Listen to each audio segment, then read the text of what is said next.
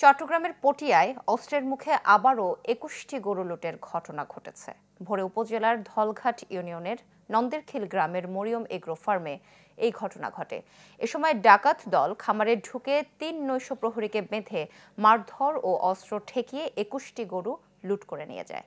খামার বাড়িটির মালিক মোহাম্মদ তৌহিদ। দীর্ঘদিন ধরে তিনি গরুর খামার করে আসছিলেন। তার খামারে ৩২টি গরু ছিল। লুট হওয়া গরুর মূল্য প্রায় ৪৫ লাখ টাকা বলে দাবি করেন তৌহিদ। এর আগে গেল মঙ্গলবার হাবিলাস দ্বীপ ইউনিয়নে একটি ফার্ম থেকে ১৯টি গরু লুটের ঘটনা ঘটে। সম্প্রতি উপজেলায় চুরি ডাকাতির ঘটনা বেড়েছে বলে অভিযোগ স্থানীয়দের।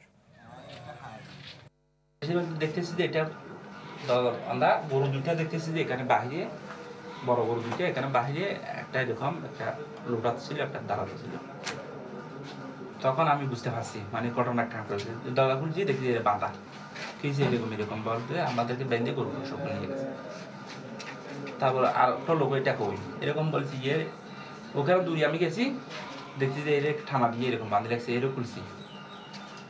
আমার এই বোতলে 11টা গরু ছিল, এদিকে পশ্চিম দিকে বোতলে, আর ওই বোতল থেকে বিষ নিয়ে গেছে 10টা।